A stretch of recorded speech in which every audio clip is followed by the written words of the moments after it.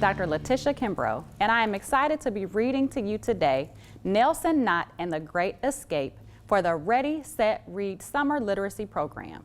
I encourage you to read every single day. Join me as we go into the story for Nelson's adventure. Nelson Knott and the Great Escape by Dr. Latisha Kimbrough, illustrated by Demetrius Scott. Today was not a typical day for Nelson Knott. Things like this did not happen a lot. Nelson loved writing about many things that he knew, but this day his writing turned into an adventure too. It all began with once upon a time. Nelson began writing on each journal line. As letters and words began to fill up the page, Nelson slowly drifted inside of a cage. To his surprise, he was inside of the story, you see, about an alligator escaping the zoo to be free. My name is Little, and I need your help as fast as you can. Was it a dream or real life? Nelson's adventure began. Little the alligator was very afraid. He needed Nelson Knott to make sure he was saved. Purses and handbags he'd soon be turned to unless Nelson helped him escape from the zoo. How can I help you escape from the zoo? He needed a plan to help Little get through. Watch for the zookeeper as he moves about. We must escape quickly before he makes a big shout. Nelson and Little started down the zoo road to make their escape before Little was sold. Starting their journey to pass through the park, a giraffe saw them running as fast as a dart. Where are you going in such a big rush? Can you help my poor baby who hasn't eaten that much?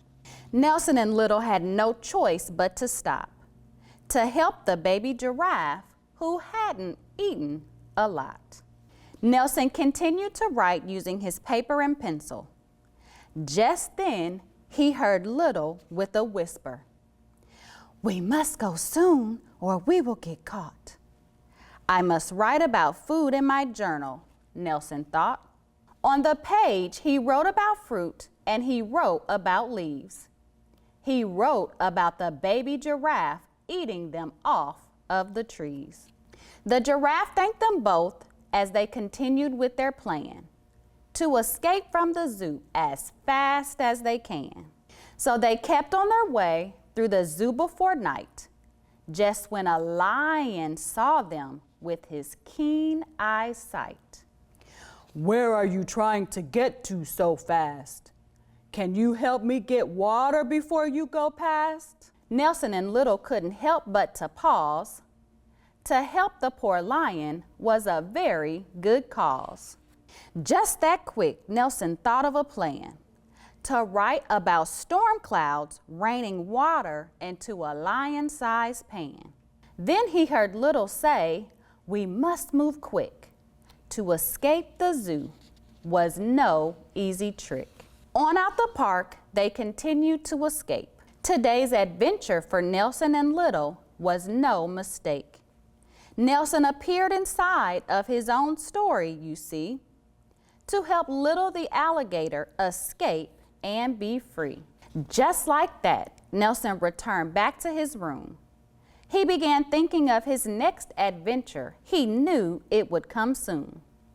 Nelson continued to write about all of his favorite things, no matter the adventure his writing would bring. To live inside of his very own story was special and new. What will be the next adventure Nelson shares with you? I hope that you enjoyed this story. Thank you for reading along with me. Have a great summer as you ready, set, read.